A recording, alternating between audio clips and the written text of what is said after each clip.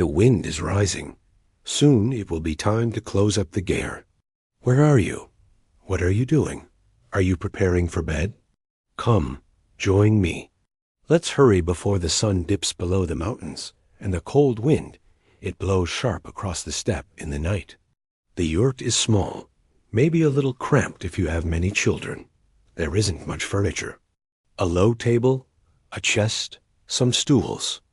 Usually everyone sleeps on the floor, on felt mats or furs. Sometimes, if it's very cold, people will huddle together for warmth inside the big family yurt. Parents and children, grandparents, aunts, uncles, cousins, all together. Everyone wakes up before sunrise and immediately begins to work. The men milk the sheep, groom the horses, mend the fences. Women make breakfast. They knead dough, bake bread in the hot oven, set out bowls of kumis, the fermented mare's milk, perhaps some dried fish from last season's ice harvest.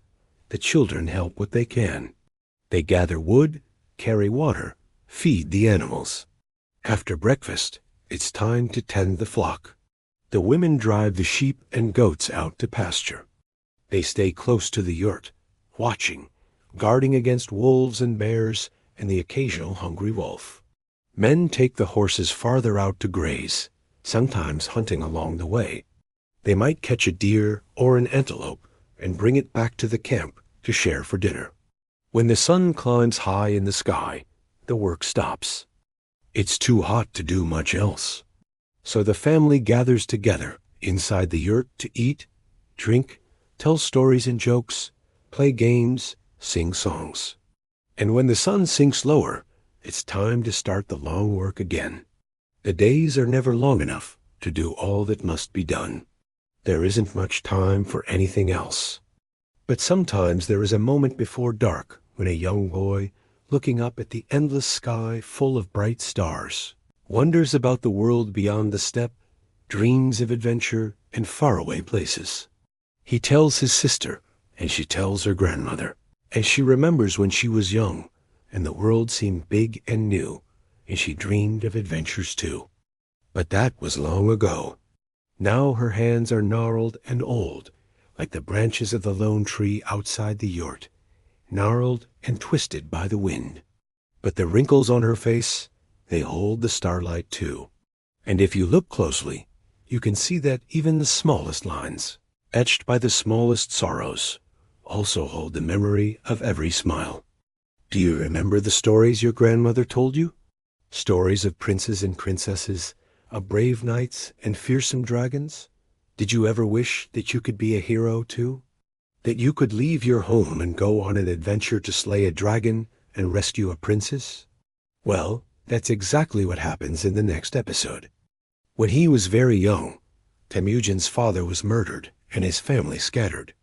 Temujin grew up without a home or a family, wandering from place to place, surviving on his wits and skills. But despite these hardships, he always dreamed of one day being more than just a beggar. He wanted to be a great Khan, a leader of all the Mongols. But first he needed allies. So he set out to find his bride, the daughter of a powerful rival. He and his men rode for weeks, finally spotting the princess's camp in the distance. But before he could approach them, he was captured by enemy soldiers and thrown into a pit. However, instead of giving up, Temujin managed to escape and returned home with his tail between his legs. Though his family was initially angry that he had come back empty-handed, they eventually accepted his defeat and moved on. Undeterred, Temujin decided that he wasn't ready to give up on his dream just yet, so he set off again, this time to seek help from another rival tribe. But before he could even ask for their support, he was captured again and imprisoned.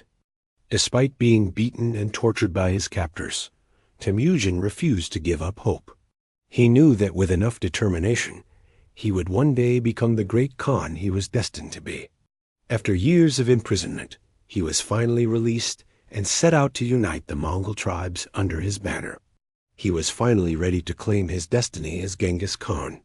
Soon the Mongols were riding across the plains, a tide of horsemen surging over the land.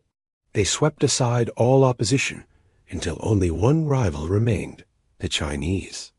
With their vast armies and powerful weapons, the Chinese seemed unbeatable. But Genghis Khan had a secret weapon, his wife, a skilled warrior and strategist in her own right. She led the Mongol army to victory after victory, until finally the Chinese emperor surrendered. And so the Mongol Empire was born. Well then, that's our tale for tonight. Do you have any stories about strong and smart ladies in your culture? Share them below. And while we wait for our viewers to leave their comments, let's talk about how we made this video. We want to make historical tales accessible to everyone, which is why we don't charge for our videos. But that means we need your help to keep going. If you donate to our platform, we'll send you updates about our work and extras like behind-the-scenes info and blooper reels. Plus, some of our biggest fans get special shout-outs in our videos. So click the link below to learn more. And thank you for watching. The Mongol Empire is huge, but the Mongols are nomads. They move around all the time. And if you're a nomad, you gotta travel light. So let's get rid of some stuff. No trees. Trees are great for building houses and furniture and all that, but they don't travel well. Plus, we already have felt tents. We don't need wood to build those. Say goodbye to rocks. They're heavy, they're hard to pack, and they're not much use on the open range. What about rivers? Can we get rid of those? Yeah, sure. Rivers are good for drinking and all, but we can carry water in our animal skins. And if we get thirsty along the way, well, we can just find another river. Hey, what's that over there? Is that a toilet? Nope, never mind. That's just Genghis Khan taking care of business. Squat toilets are great and all, but again, you can't really travel with them. And besides, we don't really need them because, well, here's how you make a toilet when you're on the road. And yeah, right. Along those lines, let's also get rid of privacy. Privacy is nice when you're sitting in a tree fort with a book, but not so much when you're sharing a tent with your entire extended family. But hey, at least you won't have to worry about bumping into your neighbor. And speaking of neighbors, say goodbye to them. If you're a Mongol, you don't settle down. You move with the seasons. And that means leaving your neighbors behind. Sure, you might run into the same family every couple years, but by then, you'll have probably forgotten their name. Oh, and you should probably say goodbye to personal space too. Being a Mongol is not easy. First off, it's freezing most of the year. When you're a nomad, you've got to move with the animals. And that means that wherever you go, you bring your home with you. Packing up and moving every few months gets old pretty fast. And where you settle is not up to you. It's up to your herds. Your animals must eat, and you must follow them. Being a Mongol is tough, but somebody's got to do it. Hey, welcome to the team. My job is to make sure the animals are safe. That means watching out for predators like wolves, and that means making sure the young stay close to the group. Sometimes I help set up camp or track an animal that wandered off, but most of the time I just watch the animals. The other day, I saw a fox. He was looking for baby rabbits to eat. I wish I could move like him, quick and silent. I bet he could travel anywhere in the world and make himself at home. A rabbit jumps out of the bush, and I jump after him. For a moment, I think I'm going to catch him, but he's too quick. Too quick. He darts between the bushes. I can't see him anymore. Where did he go? And then it happens again. Another flash of fur. Another glimpse of white tail. Then nothing. As a kid, I always wanted to be a warrior like my father. Warriors get to ride into battle, shouting and screaming. They get to take the enemy's head and wear it as a trophy. I want to be fierce and strong, but maybe being a watcher is important too.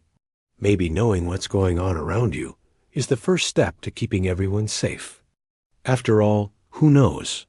Maybe one day I'll get to be the hero too. The wind brings stories, and it also brings illness. The gare is small and smoky. Respiratory sickness is common. There is no doctor, no written remedy. Only heated stones and herbal teas passed down from generations of women. A dry cough can linger for months. A fever can steal a life in days. There is also beauty, the quiet companionship of kin, the warmth of animals pressing close, the songs sung in the evening low, mournful melodies that drift into the air and vanish. There is also a rhythm, a constant rhythm to this life, a cycle of moving, mending, milking, and mourning. The clothes you wear are thick and layered, stitched by hand. A deal, long-belted tunic keeps the wind at bay. A fur-lined hat guards against the sting of snow. The boots, stiff with wear, are shaped by the foot and the seasons. Children grow up fast on the step. At 4 or 5, they ride. By 7, they help with herds. There is little room for idleness. Life demands effort from all. And yet, laughter is not absent. Children still chase one another through the grass. Songs still fill the long twilight hours. The steppe is a hard teacher, but it teaches loyalty, endurance, and adaptability. These were the roots of the Mongol world, not palaces or scrolls, but the thin line between survival and starvation, the push and pull of the sky and the grass. And so as the day fades and the fire crackles once again, you lie back in your smoky gare. The walls hum softly in the wind. You close your eyes to the rhythm of hooves in the distance, and the quiet breath of your family sleeping beside you. It is early morning. You awake to the cold seeping through your deer-hide garments. The fire has died in the night. The wind, it seems, has stolen even that warmth. You rise, pull on your boots, stiff and unyielding. Outside, the sky is the color of old bruises. Another day on the windswept Mongolian steppe, another day of herding animals that do not belong to you. Another day closer to your master, the great Khan. You have heard stories about him, of course. Who hasn't? The terror that precedes him, the blood that stains his banners, the conquered princes who now serve him, the countless prisoners whose heads adorn his ever-growing tower of skulls. Some say he is the son of the dragon. Others, a demon wearing human skin. But no matter what the whispers say, soon he will be here. The Khan, Genghis, his name is meaning ocean. Soon he will pass this way with his followers, riding like wolves on a hunt. And when he comes, you must show your submission. Humble yourself before him. Show that you possess the 3 treasures of a subject: a soft voice, supple hands, and unwavering loyalty. You are the last of these. For the first 2, well, you were born a slave. So the only thing that is yours is the loyalty they beat into you each day. The wind is cold today. It bites at your hands, numbs the tips of your fingers. You pull your arm through the hole of your coat. What would you give to be one of those birds wheeling overhead, free, wild, soaring above this endless gray? You have seen them dive, heard their keen cry as they snatch a rabbit or a young lamb from the flock. Freedom is a luxury you cannot afford. You are tethered to the will of others. Theirs is the only life you have ever known. A lone wolf cries out on the horizon, a bleak, haunting sound. Your animals are restless. They sense the coming storm as surely as you do. The steppe is a harsh mistress. You know that better than anyone. She offers little, takes much. And when she does offer, she demands payment in sweat and blood. You scan the faces of your fellow slaves. Each is weathered, lined with worry. Some are missing, no doubt taken by the Khan's men. Who will be taken next? You don't dare look away, don't dare risk missing what comes next. You stand frozen, watching, waiting, hoping against hope that this time, somehow this time, you will be chosen. This is the life of a slave on the Mongolian steppe, a world of drudgery and despair, of aching muscles and empty stomachs, of knowing your place and staying in it. Under the shadow of the great Khan, life is cheap, and hope is rarer.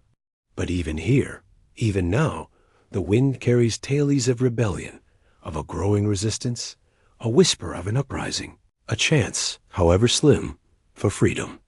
When Genghis Khan died in 1227, most of his empire was poised to take over the Middle East. Today, we're going to learn why he wasn't able to finish the job. You know what? Just kidding. We're actually going to learn about how he took over the Middle East. In case you couldn't tell, this is a list of all the places Genghis Khan conquered during his lifetime. So if there's a place that isn't on this list, and you want it to be, well, sorry, old chum, because this is all we got time for today. Anyway, enough chit-chat. Let's dive right into it. All right, first up, now let the wind shift. Let the quiet herder's camp fade into the distance. And let us drift further back in time, way back, to the birth of a boy named Temujin. He was not born in a palace, not cradled in silk. He came into the world somewhere along the unknown river, amid the grass and wildness of the steppe. The year was likely 1162. His mother, Holin, wrapped him in furs. His father, Yesugei, was a chieftain of modest power, and for a time the child's life seemed no more or less remarkable than any other born beneath the wide Mongolian sky. Temujin's world unraveled early. His father was poisoned by a rival clan, and without a strong hand to protect them, Temujin's family was cast out, abandoned by their own kin, left to starve. Imagine them now, his mother gathering roots with trembling hands, her children pale with hunger. Nights cold and long, days filled with foraging, not fighting. This was the boy who would one day command the largest land empire in human history. But not yet. Temujin learned early that loyalty was rare, and betrayal was common. He learned that alliances were built not only on blood, but on need. He remembered those who had cast him out, and he remembered those who had shown mercy. Over time, the boy became a man. He married Bert, a steadfast and clever woman who would remain his companion through every hardship. He fought first for his family's survival, then for position, and finally for control. Slowly, painfully, he gathered followers. Men who had nothing to lose, families who longed for order, warriors who sought a leader worth following. Temujin was no brute. He was ruthless, yes, but he was also deliberate. He understood structure. He divided his warriors into units, tens, hundreds, thousands, creating order from chaos. He rewarded loyalty, punished treachery, and offered conquered tribes a choice: join him and prosper, or resist and fall. He was not born Genghis Khan. That name came later. It was bestowed upon him by the tribal leaders in 1206, when he was no longer merely a chief but a unifier, a leader of the Mongols. Genghis Khan meaning universal ruler, a title whispered across deserts, murmured by enemies and allies alike. And now, finally, Genghis Khan turned his attention to the Middle East. There the Khwarezmian dynasty ruled, a dynasty founded by Muhammad of Khwarezm, who, legend has it, dipped his bread in the very vinegar of God's wrath. Genghis Khan sent him an ultimatum, basically saying, "Hey, give me all the gold, and I won't kill you." But Muhammad was having none of it. So Genghis Khan did what any reasonable world conqueror would do. He kicked off the Crusades, a holy war to spread his religion and take some land. I mean, just kidding. He didn't start the Crusades. Those started a little earlier. But Genghis Khan did conquer lots of land, including Iran, Iraq, and parts of Central Asia. Now you might be thinking, wait, I thought he went to the Middle East. Well, you'd be right. But Genghis Khan didn't live forever. He died in 1227 after falling off a horse, probably after being drunk. Oof, that's rough. But before he bit the big sleep, he made sure that his empire was in good hands. I mean, he had 4 sons, but he picked his third, Gedai, to take the throne. And since Gedai was a pacifist, he basically said, "Yeah, I'll do that." And so under Ogday's rule, the Mongol Empire reached its greatest extent. So where does that leave us? Well, after Ogday died in 1241, the empire fractured, and the Golden Horde descended upon Eastern Europe. But that's a story for another time, perhaps season 3. Picture him now, standing tall atop a rise in the grasslands, his thick deal flapping in the wind, his eyes scanning the horizon. Around him, thousands of riders wait. Their banners flap softly. The horses snort and paw at the earth. But even now, at the height of his rise, there is no grandeur, no crown of gold. Genghis Khan's power came not from splendor, but from simplicity, from clarity. He created laws. He punished theft. He encouraged trade and respected skills. He learned from those he conquered: scribes from China, engineers from Persia, healers from the Islamic world. He did not rule by accident. He ruled with intention. Yet his rise was paved in hardship. There were betrayals, allies who turned, brothers who resented his power, cities that refused submission and paid dearly. He wielded violence as a tool, never lightly, but never reluctantly. His methods were severe but consistent. He believed chaos could only be overcome by order, and that loyalty was more precious than gold. Temujin's path was not straight. It twisted through exile, slavery, revenge, and diplomacy. He was captured once, chained and humiliated. He escaped. He fought his way back. He remembered everything. There's a quiet rhythm to his rise. Not the gallop of horses, but the steady beat of persistence. He built trust, then authority, then legacy. By the time of his death in 1227, the Mongol Empire stretched from the Pacific to the Caspian Sea. He had united dozens of warring tribes, forged a new identity for his people, and left behind not a fragile kingdom, but a well-oiled machine. But Genghis Khan, the man, remained hard to know. He left no portraits. His burial place was kept secret. His words were preserved not in his own hand, but through stories and laws. And even now, he is part myth, part memory. Yet his beginnings were real. Cold mornings, stolen livestock, hunger, fear, the endless wind of the steppe. He rose from that, not as a conqueror at first, but as a survivor. And now, as the fire of history burns low, we turn our gaze not to him, but to those often left in the dim corners of memory, his daughters, his queens, his silent partners in empire. Let us drift onward to their stories now. A queen is only as good as her court. And while Genghis Khan's court was many things, it was never dull. Picture the scene: a tent city shimmering in the midday sun, the murmur of 1,000 conversations, the clink of bronze goblets. Amidst it all, a game of chess unfolds. Across a felt board, 2 players strategize, one cloaked in red, the other in blue. They are not just rivals, they are brother and sister, both vying for their father's attention. On one side is Temujin, soon to be known as Genghis Khan, his pieces advancing steadily, methodically. Opposite him, his sister, Hatula, her pieces dancing, unpredictable, her eyes flashing with each move. Chess was more than a game for them. It was a reflection of life, a test of wit and strategy. And today, as always, only one can win. This isn't just a game. It's a battle for recognition, for a place in their father's heart. You see, their father, Yasuge, wasn't just any Mongol chieftain. He was a legend, a warrior, whose name echoed across the steppes. And Temujin and Hotola wanted his approval.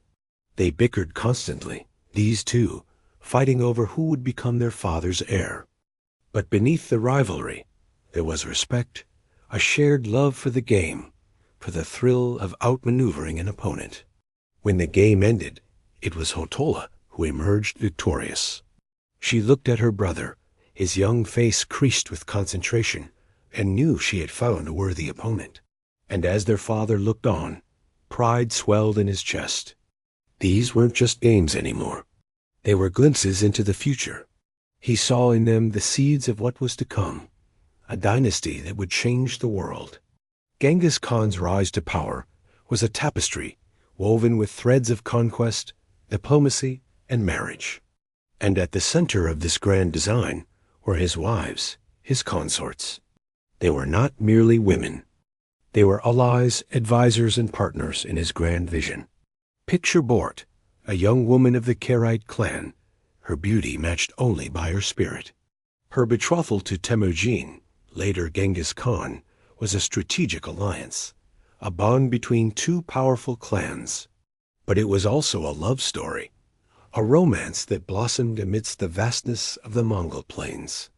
Then there's Sorghaghtani, a woman of mystery, a captive from the Western Xia dynasty, her origins shrouded in intrigue. Yet it was her intelligence and resilience that caught Genghis Khan's eye, qualities he admired in both a warrior and a wife. And how can we forget Hodula, Genghis Khan's sister, not just a sibling, but a confidant and advisor? Their bond was unbreakable, their counsel invaluable as they navigated the treacherous waters of medieval politics. Now imagine the bustling activity of a royal household, the constant hum of activity, the flurry of diplomatic missions, the preparations for battle. Each wife had her role to play. Bort, with her keen understanding of clan politics, served as a liaison, forging alliances and maintaining peace. Sorghaghtani, with her knowledge of the Western Xia dynasty, proved instrumental in intelligence gathering and negotiations. And Hatola, ever the strategist, assisted in planning military campaigns and managing the empire's affairs. Together, they formed a formidable trio, united by their love and respect for Genghis Khan, bound together by their roles as wives, consorts, and sisters. Through it all, Genghis Khan's respect for his wives never wavered. He recognized their intelligence, their strength, and their contributions to his rise to power. In a time when women's roles were often limited, these women stood by his side, not as mere ornaments, but as active participants in shaping the destiny of the Mongol Empire. That's all for now. See you next time. We have told stories of the Mongol Empire before, of sweeping armies, of great khans forging pacts and waging war. But behind every good conqueror is a good network. Behind every great khan, a team of advisors, diplomats, and administrators. We've spoken of men like Yabai, the general, or the brothers who built the Pax Mongolica. But what of the women who made such enterprises possible? Tonight, that is the story we turn to. Because when we think of the Mongols, we think of blood and steel. We remember the Iron Khan and his iron horses. And yet empires do not simply conquer, they govern. And governing is another sort of victory. It requires different skills, a different sort of warrior. Now, let the thundering of hooves grow faint once more. Let the clamor of conquest fall behind us like dust settled in the grass. Tonight, we turn our thoughts to quieter figures, those who did not wear iron helmets or wield bloodied swords, but who nonetheless shaped the fate of an empire. The Mongol queens, mothers, wives, daughters, whose names have often been forgotten, their influence buried beneath tales of warriors and warlords. But look closely, and you'll find them. In the folds of treaties, in the councils of succession, in the riding boots of emissaries sent to distant khanats. Their power was rarely declared, but it was deeply felt. Begin with Holon, the mother of Genghis Khan. She was no mere wife, no passive consort. She had been stolen from her first husband by Yesugei, Temujin's father. But once taken, she did not crumble. She adapted. When Yesugei died, she became the spine of the family. With little but her will, she kept her children alive on the harsh steppes, gathering roots, feeding them scraps, shielding them from the politics of adult betrayal. She taught Temujin how to endure, how to observe, how to lead. And Bert, Temujin's first and most trusted wife.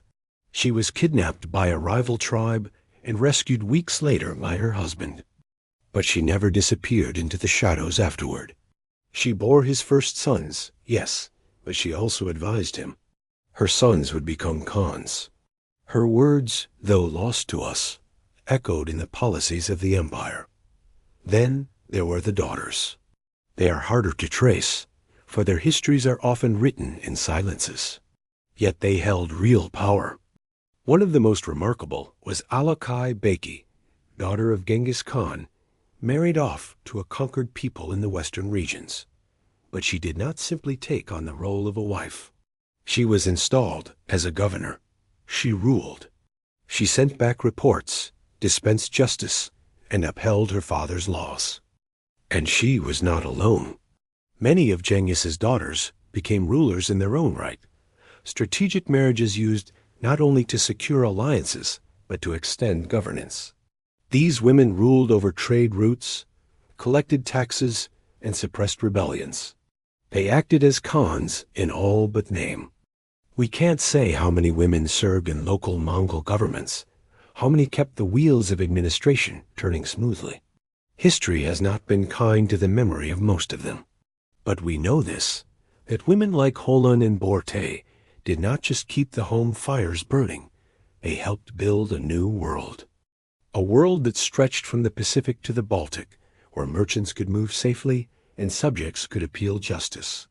Without peace, there can be no prosperity. Without order, no security.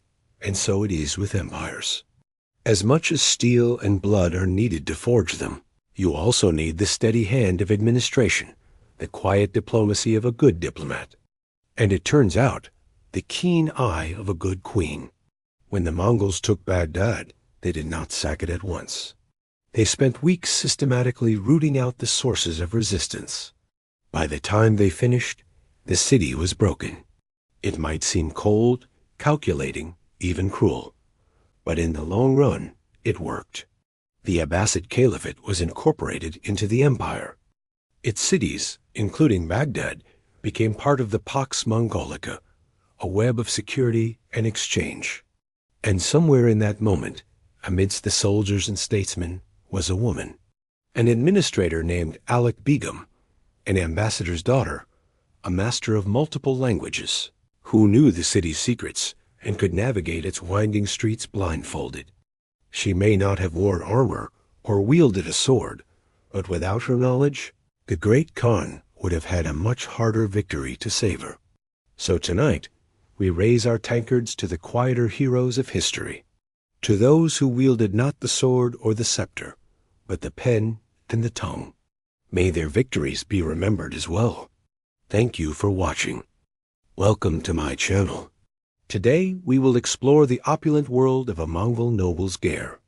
This is a luxurious campsite fit for a king, or rather a queen, because today we are exploring the wives of the Mongol elite. Picture this. You are a Mongol noblewoman. Your Ger, or portable dwelling, is pitched alongside a river in the heart of the vast Mongol steppe. The sun is setting, painting the sky in hues of amber rose. Your day has been filled with the duties of camp, attending to your family and managing your household affairs. But as twilight deepens, it's time for an evening ritual. You prepare to bathe, not in water, but in the warm embrace of a silk cloth, its soft texture enveloping you like a cloud. Perfumes waft through the air, mingling with the scent of horses and the crackling of a nearby fire. The Ger, or yurt, is a marvel of design. Its walls are adorned with intricate felt work depicting mythical creatures and scenes from daily life. In the center stands a wooden lattice bed piled high with silk and wool. Blankets, cushions, and throws add a layer of comfort fit for a queen. Above you, a circular opening called a tonneau allows sunlight to stream in during the day and stars to twinkle at night. The tonneau is framed by a wooden latticework, or borscht, intricately carved with traditional Mongol designs. This borscht not only adds beauty to the Ger, but also serves a practical purpose, keeping the elements at bay. A black felt covering, known as a cot, is used to seal the top, transforming the ger into a snug abode. In colder months, the entire ger can be covered with white felt, creating a clean and snowy appearance. But this is summer, and the warm breeze makes the white felt uncomfortably hot. The nobles of the Mongol Empire were known for their wealth and extravagance. A Mongol noble's ger could be a magnificent sight, often larger and more lavishly decorated than those of common folk. The carpets and furnishings would have been imported from across the empire, reflecting the diverse cultures that the Mongols had conquered. For example, Persian carpets with their intricate designs and vibrant colors would have been prized possessions, adding a touch of luxury to the floor. Meanwhile, Chinese silk, renowned for its quality and elegance, would have been used to drape over furniture or hang from the walls. These items not only symbolized wealth, but also served as diplomatic gifts, cementing alliances between the Mongols and their subject peoples. But it's not just about the furnishings. The very structure of the noble's ger would have been more elaborate. Intricate latticework, wooden pillars, and decorative braids would have added to its grandeur. Imagine walking into a ger and being greeted by a sight that blends the ruggedness of nomadic life with the refinement of a cosmopolitan court. Yet while the interior is plush, the exterior tells a different story. Outside, the ger is surrounded by the trappings of a noble's life: saddles, bridles, and other equipment for riding and racing. Horses, the lifeblood of the Mongol Empire, are tethered nearby, their coats gleaming in the afternoon sun. The air is filled with the sounds of activity, as servants, maids, gardeners, and security detail move about their tasks. The noble women of the Mongol Empire played a significant role in society, managing households, educating children, and even participating in political affairs.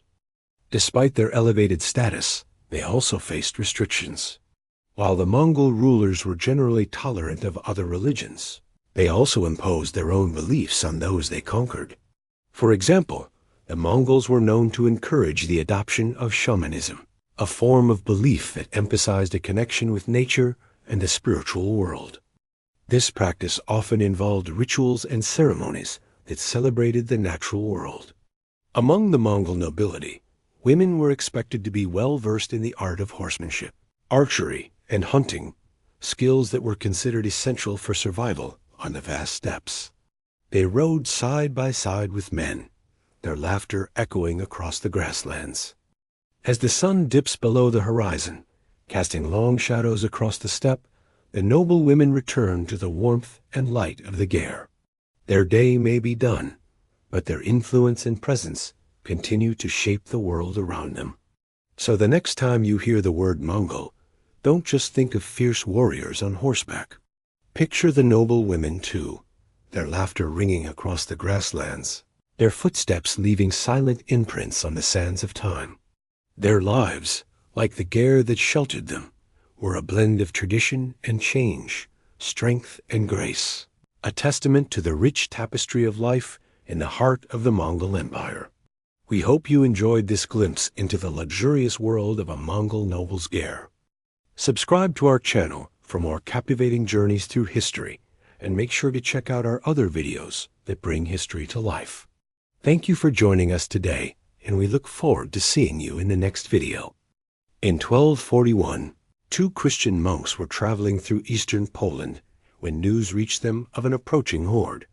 It was led by the infamous Mongol general Batu, son of the great Khan Ogedai, so the monks did what any sensible people would do. They grabbed their rosaries and ran off to hide in a cave. But Batu's men found them anyway. When he heard they were preachers, he asked, "Do you know that there are many Christians among my people?" Puzzled, the monks replied that they did not. And Baita then told them that while his armies did indeed sack and pillage, he himself kept a large number of Christian captives from his campaigns in Russia. He provided them with churches and allowed them to live according to their customs. In exchange, they taught his children to read and write.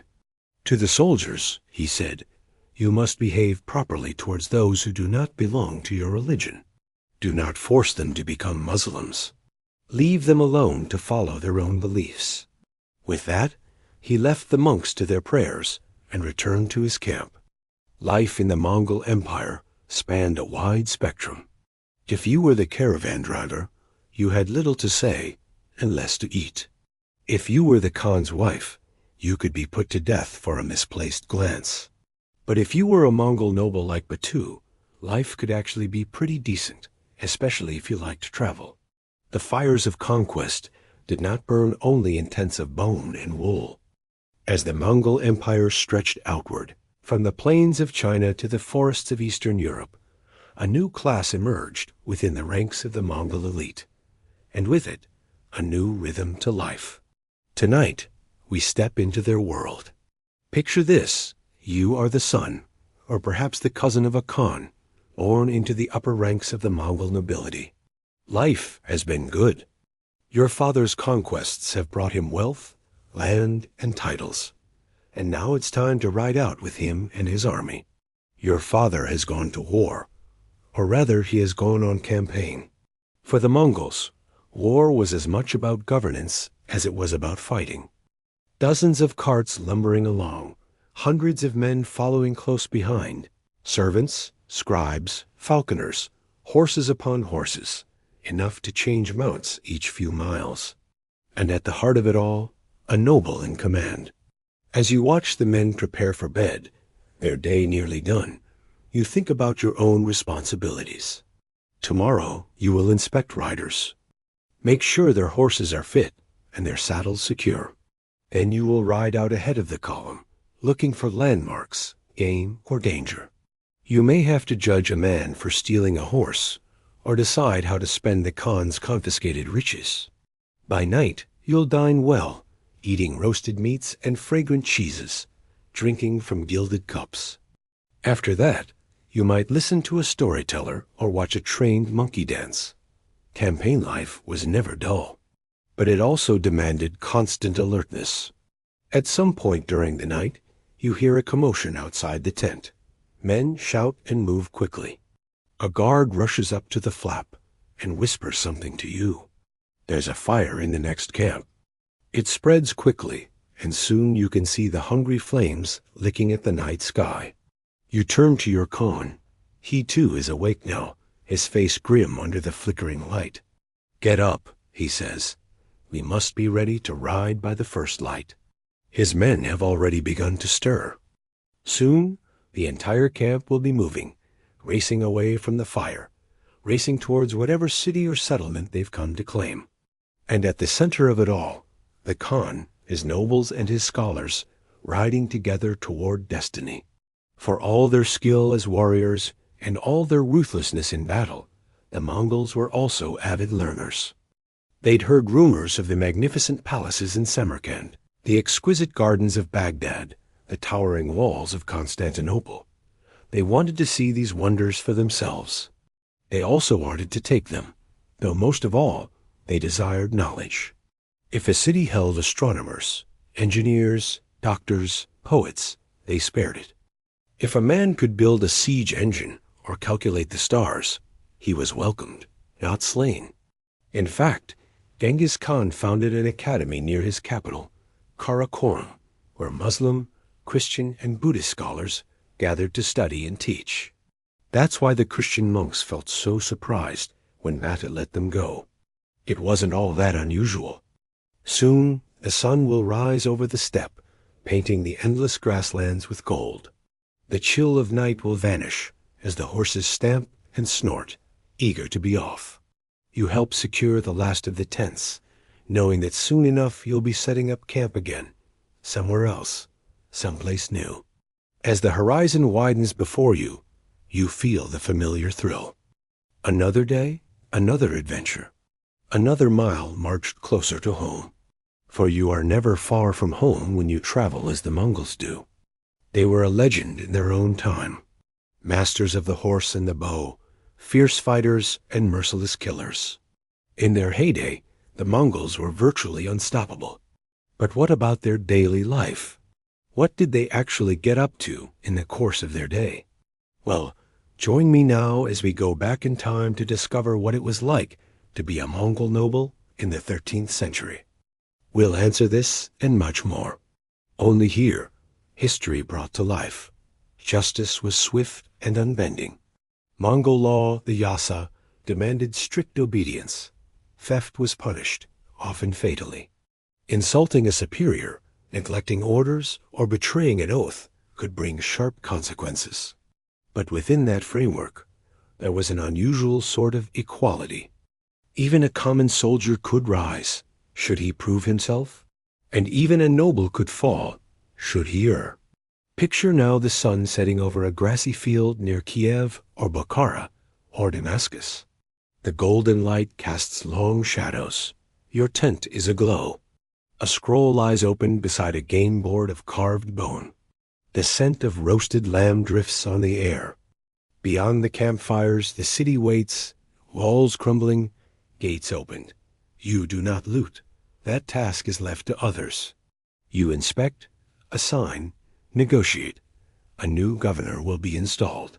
Taxes arranged, artisans spared, horses stabled, orders sent west, back to Karakorum, or east to Kubla's court. There is always movement. Campaigns last years. Children are born along the way. Letters arrive from home. Wives, left behind in distant lands, manage estates. You carry with you reminders of home. A carved pendant from your mother, a strip of felt from your boyhood gear, a coin minted in your father's name. Even nobles could not escape the demands of the road. Dust coated their silks. Insects found their way into brocade. And though they might dine on imported delicacies, plums from Persia, sugar from China, they still rose with the sun and rode for hours across unforgiving land. And yet they endured. They adapted. For to be Mongol was to embrace the winds, to make camp where there had been none, to find softness in the harsh, and to bring order where others saw only distance. The Mongol noble was not simply a commander. He was a bridge between cultures, languages, peoples. He sat beside a Syrian merchant one day, and a Tibetan monk the next. He dictated law, signed treaties, and rode into lands he could not name. He was like the empire itself, many things at once. A child of the steppe, a student of the world, a noble in a time of motion. And now, as the fires burn low and the stars rise once more, we leave him, not in battle, but at rest, reclining on cushions, eyes closed, listening perhaps to the wind outside his silk-draped tent. Let us return now to the present, and let sleep follow behind. Thank you so much for watching. History is all around us if we know where to look. And who knows, you may have been a Mongol noble in a past life. Are you ready to find out? Take our quiz to find out which historical figure you are most like. The link is provided below. We hope you enjoyed today's video. Don't forget to subscribe so you never miss an exciting episode. See you next time. The steppe grows quiet.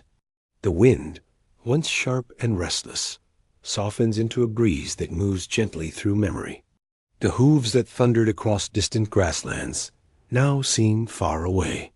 The smoke from evening fires drifts slowly upward, disappearing into a sky strewn with stars. We have walked far tonight. From the frost-bitten mornings of herders scraping a life from the land, to the tangled rise of a man called Temujin, who became Genghis Khan, we've listened for the whispers of queens who shaped empires from the shadows. And we sat for a time inside the silk tents of nobles, watching history unfold like maps across the floor. And through it all, the rhythm remained constant. A rhythm of riding and returning, of silence and strength, of cold nights and long, patient days. The Mongols, for all their fame as conquerors, were also survivors, stewards of space and wind, children of the horizon. They lived not only in the records of battle, but in the small acts of mending a saddle, boiling milk, sharing stories beside a fire. You may feel now the warmth of that fire still glowing softly, the hush of ancient voices, the distant hush of hooves. And as your breath deepens and your thoughts drift like mist over the plains, remember that history does not always shout. Sometimes it murmurs. Sometimes it simply waits quiet and calm for someone like you to listen, just long enough to fall asleep. Good night. When morning light spills over the endless steppe, you will awaken.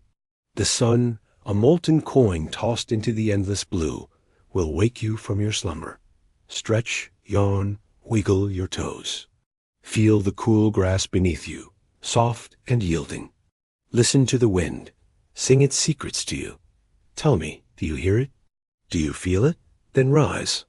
Rise and greet the new day with a runner's grace. For you are a child of the sunrise, born to run with the wind in your hair and the world at your feet. Today you will ride with the Mongols.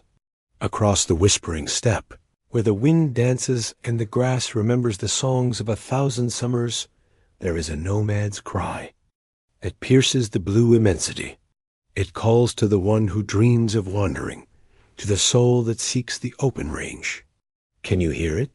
The call of the wild, untethered and free. Are you ready? Now walk with me into the heart of the endless sky. Your horse awaits, impatient and strong, with the promise of adventure in every stride. His coat gleams like polished leather under the watchful gaze of the sun. Feel the thundering pulse of his energy as he paws the ground, eager to be unleashed. And on your left reigns Amare, her eyes bright with intelligence and spirit. She carries the wisdom of ages in her gaze, the strength of generations in her stride. Her coat shimmers like moonlight on snow, a silent testament to her power. Together, these magnificent creatures embody the freedom of the steppe, the boundless spirit of exploration and conquest. And you, traveler, are about to embark on a journey that will echo across the ages. Your hands find the familiar feel of reins, tugging gently as you settle into the saddle. The leather beneath you, a second skin, molded to the contours of countless journeys. From this vantage point, the world tilts and shifts. The wind, a constant companion, whispers secrets in your ear. Below you, the steppe unfolds like a tapestry woven with the threads of silver grass and sapphire sky. The distant hills, soft brush strokes on the canvas of the horizon, invite you to explore their hidden folds. Before you lies a day brimming with possibility, each mile a verse in the epic poem of your adventure. So go forth, intrepid traveler. Ride with the heart of a conqueror and the soul of a poet. Let the wind guide your path and the stars light your way. For you are a child of the sunrise, born to roam the boundless plains and claim the world as your own.